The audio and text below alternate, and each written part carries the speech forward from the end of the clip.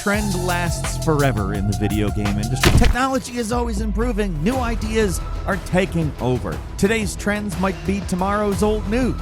And certain really big video game trends from the past suddenly disappeared without a trace. Hi folks, it's Falcon, and today on GameRanks, 10 video game trends that suddenly disappeared. Starting off at number 10, realistic graphics. 20 years ago, video games had a graphics problem. Muddy yellow filters and brown textures were all the rage. Video games were smudged with Vaseline in the form of bloom lighting, a type of a lighting technique that was both too bright and too dark at the same time somehow. The trend really started on the 3D machines like the PS2 and original Xbox.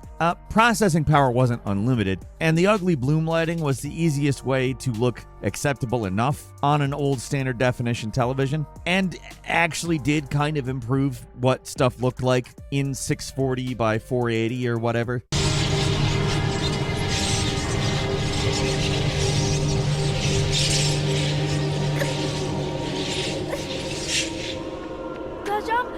It wasn't really just technology to blame, though. The mid-2000s and 2010s were the height of the military shooter era, for pretty obvious reasons. If you know anything about history, there were military shooters left and right, and even games that weren't military shooters were definitely influenced by them. Call of Duty was entering the modern warfare phase in 2007, and every other company wanted to be just like that. Even massive games like Gears of War on 360 cranked down the saturation to a minimum, threw in a lot of brown, called it a day. There were so many of these games. We got a parody in the form of Spec Ops: The Line, a game that's got more yellow filters, more muddy textures, and more war crimes than any of the other games it's clowning on. I mean, granted, it's very grim satire, but it's satire. And with the progression of texture resolution and bloom lighting eventually becoming HDR, graphics became a lot clearer, and developers started seeing colors again. Like, look at the difference between Dragon Age Origins and Dragon Age Veilguard. Whatever you think of Veilguard, you can't deny it's got pretty colors. I'm happy to have escaped the drab gray warehouses and entered the cotton candy era of video games, although I do have hesitation about how far the pendulum is going to swing and then how far it's going to swing back. You know this is a trap. Absolutely.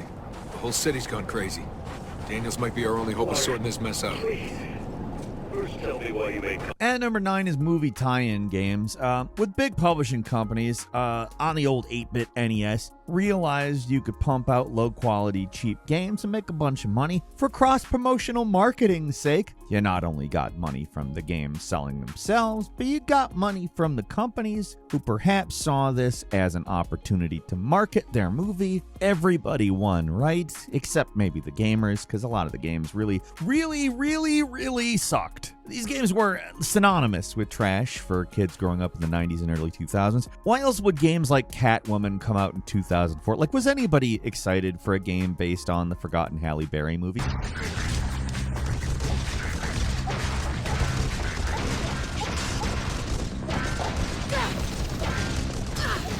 Absolutely not. We also got games for Transformers, Batman Begins. I forgot about the Batman Begins one entirely until we thought, oh, what are some examples for this? There was some from the MCU movies. Iron Man 2 is an infamously bad waste of time video game. There's even a Thor video game, but I don't even remember what it looks like right now. Movie tie-in games used to be big business too. Now they barely exist. We were shocked when the Tom Cruise Mummy movie got a side-scrolling Metroidvania in 2017. I don't know what caused that, but the exception proves the rule. The games are dead now. The best you'll see is the occasional app on the Apple Store that disappears and is completely forgotten by the cultural zeitgeist in like 8 to 12 months. And that's if it's barely noticed at all. These games used to be cheapo childhood friends, bad games you'd rent when Blockbuster was out of everything else. And there's a good reason they stopped existing. As tech improved and expectations became higher, video games started taking years to make, and the dullest tie-in games were, not worth the effort. Like, these games would end up coming out years too late when they made one for a movie. And they were so rarely good. When we get a game like The Chronicles of Riddick Escape from Butcher Bay, it felt like a friggin' miracle. Games were exponentially more difficult to make now than the 8-bit era. They're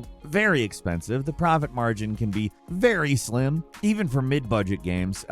It kind of only makes sense that movie tie-ins died out. Well, big movie studios fear the death of theater chains, not understanding that the solution is right under their fricking noses. Stop making movies that cost $300 million If every movie costs $300 million to make, you're not going to make any money. Because a lot of movies fail. That's worth saving, though. It would be nice to have good movies again. I don't trust the gaming industry to do good movie tie-ins. Maybe at some point it'll be worth reviving it, but that point is not now.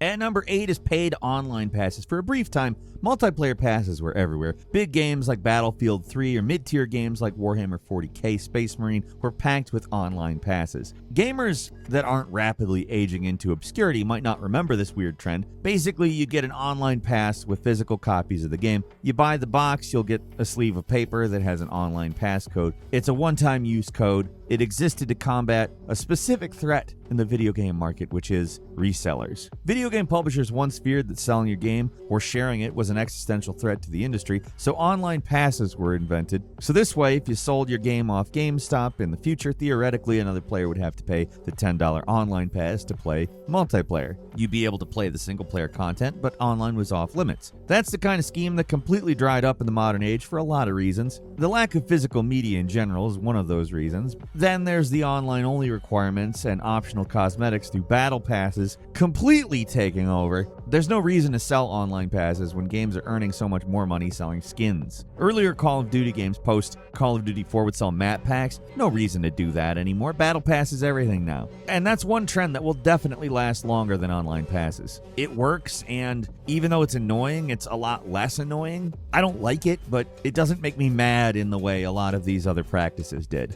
At number 7, and this is actually one I quite mourn, fixed camera horror games. And if I'm completely honest, not just horror games, but I think horror is probably the best example of this type of thing. Like, you could argue that like Final Fantasy 7, 8, 9, and 10 are good examples of fixed camera games, but let's keep it horror because, again, it was basically the only way the genre was done up until a certain era. And horror games are very big business again. Resident Evil is better than ever before. Silent Hill 2 Remake shows there's still a taste for traditional survival horror. Hell, Alan Wake 2 basically went full on into that, and it did it really well. You got limited items, large areas to explore, puzzles to solve, and scary enemies to fight. That's everything you need for a traditional survival horror game, right? Well, not exactly. All these new games did erase one certain trend that it basically was survival horror games. And, you know, I mean fixed camera, but what exactly I mean? I mentioned the pre-totally 3D Final Fantasy games, but let's be serious. Resident Evil is the original fixed camera game.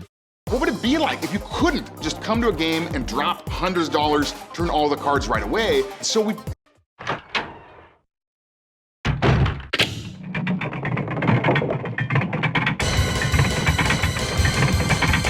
Silent Hill also, although it wasn't a pre-rendered fixed camera game. Basically, either you had pre-rendered backgrounds or, like I said with Silent Hill, you had 3D environments, but the camera would view you from a specific angle, not third person necessarily, and you switched angles when you reached the camera's extent. It's kind of like moving around watching security cameras. It's an interesting aesthetic that indie gamers are still kind of capturing for nostalgia reasons, but I don't think it's going to be used in a big budget commercial game ever again. And just to be clear, I don't necessarily think that's a good thing. I would love to see a AAA game utilize the Silent Hill camera format. Like, Until Dawn almost does that, not quite, but the original Resident Evil hit, tons of crappy ripoffs of the same style happened, and really it was something that allowed for pretty nice looking graphics with pretty minimal technology.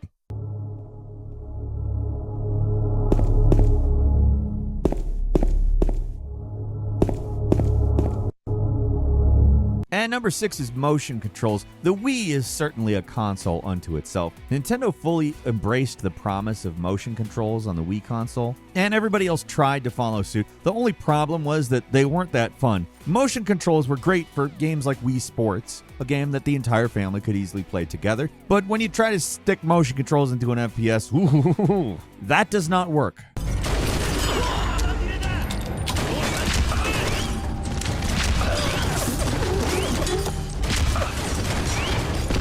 Anyone who has played a Wii knows that most games require motion controls. Really don't require that much motion. Instead of copying specific motions from games like No More Heroes 2, you're really just waving a stick around wildly. Doesn't matter what direction you go. And a lot of games follow this trend. Nintendo were the only ones trying to make games like Legend of Zelda Skyward Sword, where you actually use your controller to swing like a sword in specific directions. But even that game required a peripheral add-on to make your controller actually, work. And the Wii was the best case scenario for motion controls. The disastrous Kinect by Microsoft for the Xbox 360 was so hated, so derided, it almost completely sank the Xbox One announcement. Actually, you know what? No, it was the second worst aspect of that announcement, but still, holy hell. It's not just about games. In fact, it's barely about games. That really was a disaster, wasn't it? Kinect was a large aspect of the disaster, though. It had no buttons. So the fun part about the Kinect is that it did not work at all. It had no buttons. You used your body to control stuff. And again, it didn't work. It did the opposite of work. It made the game that you were playing so much worse. Like, it was the nail in the coffin for future motion controllers. The Nintendo Switch has some cursory motion controls that aren't really required by any means, and virtual reality machines all have motion controls, but not only is that necessary, but it's not using your body to control the game. The VR controllers all have buttons on them.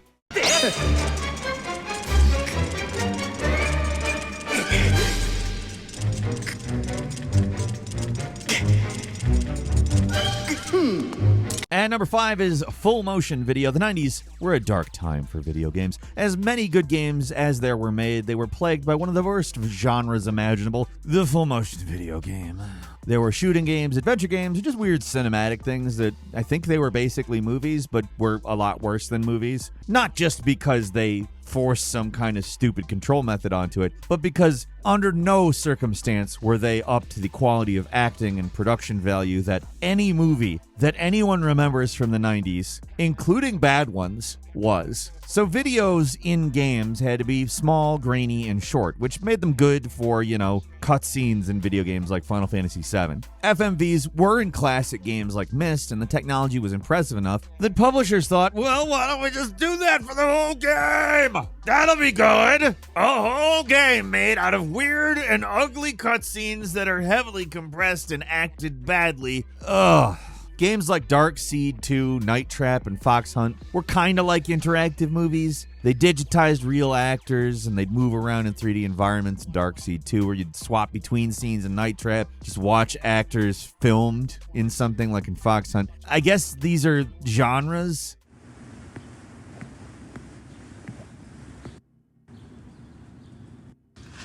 I'm hungry!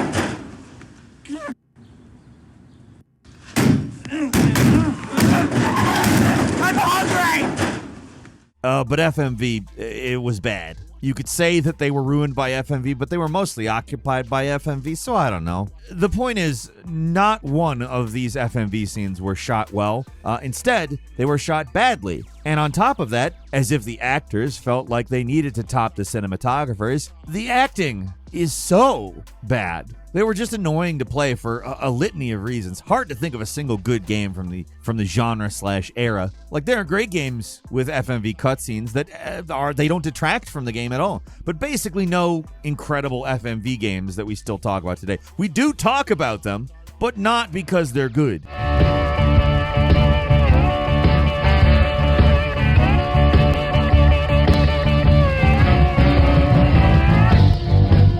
And number 4, multiplayer in every game. For a long time, every game had a whole bunch of weird multiplayer modes, whether we wanted them or not. Arkham Origins, one of the Batman Arkham Asylum games, had multiplayer modes. Dead Space 2 had a multiplayer mode nobody can play anymore. Even games like Spec Ops The Line had multiplayer.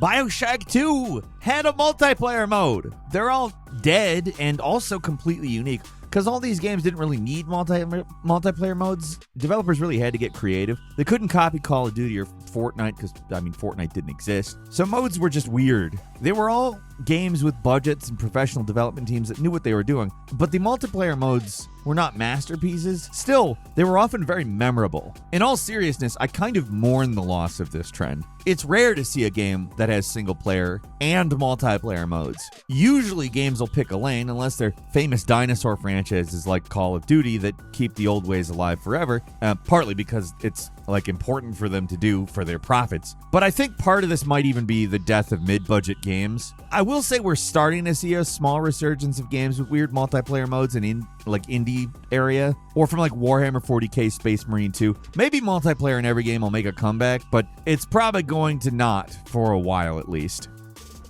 And number 3 is the RTS game. One of the biggest genres in video game history is the real-time strategy game, and it has shrunk from the center stage of games to become a niche. Games like StarCraft and Warcraft, they were the biggest games in the video game industry, with massive professional video game leagues, until battle arena games like League of Legends took over completely. Well, real-time strategy isn't a dead genre by any means. It's one of the most completely gone games. Like it's just reduced itself to such an extent. Blizzard would prefer to pump out yet another expansion pack of World of Warcraft, the MMO, than release a competent remaster of Warcraft 1 or 2. Our forces are under attack. To arms! Is there danger? It's less about technology and more about taste. RTS games are slow-paced and PC-focused, so consoles are always going to trail behind because they don't have mouse controls. Although I feel like there's not really any good reason to not have a good keyboard trackpad controller that you could buy for a game, other than the fact that the genre is like nearly non-existent anymore. But I guess part of the reason why the genre might not necessarily be that huge anymore is because honestly, like the best ones are from even the earliest of the early. The Command and Conquer games, as far as I'm concerned, cannot be beaten. It's not like RTS is gone. It's still kind of limping along. Total War is fantastic. It's still actually kind of going strong unto itself, although it's sort of a genre unto itself. The remasters of Command & Conquer and Red Alert 1 are absolutely fantastic and make me so happy. But I don't see any new announcements happening in those franchises. The RTS genre is semi-dormant for now, disappearing down the memory hole until publishers can figure out a way to monetize it, which I just have to add is the worst reason for them not to be making them.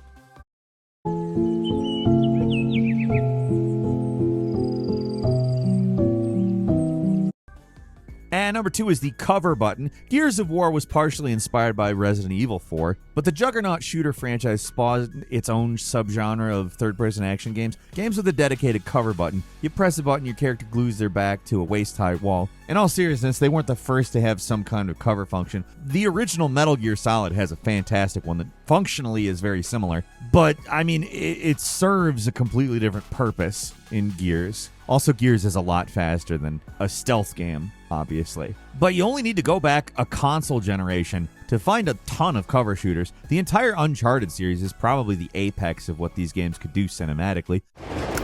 Ah, hell.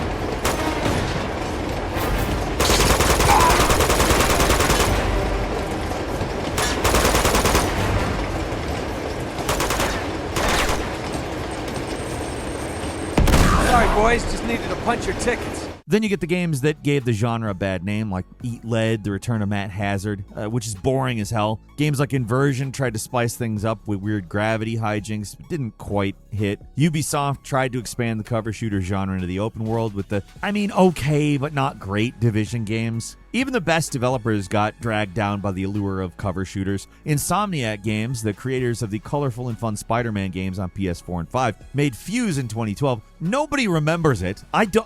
It takes me a minute to remember what Fuse even is when it's brought up. It was not a big hit, and thankfully they bounced back in a big way. Cover shooters, they haven't exactly become mainstream again. There's a lot of them, but the cover button's kind of gone away. Like a lot of the recent ones, like Star Wars Outlaws, they just make the character take cover automatically when ducking and aiming. I think that's kind of a Uncharted thing. I think it works. A lot of other stuff in that game doesn't quite hit the mark, but yeah. Sheriff! More coming from the water station! Hear that, Kay? Get to the water station. And at number 1, instrument controllers. There was a time when rhythm games were the kings of every get-together. Whenever friends met in the same place, someone would pop out that big piece of plastic shaped like a guitar and rock a song in Guitar Hero. One of the most fun trends in recent memory, actually. Big publishers made crazy money selling giant hunks of plastic to consumers, and we ate it up. These big dusty monstrosities were the only way to play Guitar Hero and Rock Band. Huge games about listening to music and strumming along with the songs. The weird controllers were part of the fun. It really made you feel like you were doing something unique instead of pressing boring buttons on a controller. The instruments were the reason these games were big, and we can't even imagine another third-party peripheral taking space away from our Elite controllers or DualShock Edge controllers. Rhythm games are gone, but not entirely forgotten. We still have pretty fond memories of hitting the notes of Frankenstein by Edgar Winters without screwing up once. Maybe we'll dust off the full Rock Band collection, complete with the fake piano and drum set, for one more rhythm session one day. These things are undeniably incredibly fun, so I don't really understand why we've not seen a revival of one of this biggest trends. Maybe we got sick of our older brothers playing the same classic rock songs over and over again. But I'm gonna say this. I think part of it is the attempts to resurrect it were really ham-fisted and didn't really understand what was fun about the original Guitar Hero in the first place. They tried to do a bunch of weird things with it that I don't think anybody liked. That goes for both Rock Band and Guitar Hero, but Guitar Hero 5 in particular. They tried to make it more serious, and they tried to make the controller more quote-unquote realistic, which you can't do. And then there's the whole using a real guitar version of that game that was terrible. We talked about it in another video recently. But yeah, maybe it'll come back someday when they figure out how to adapt it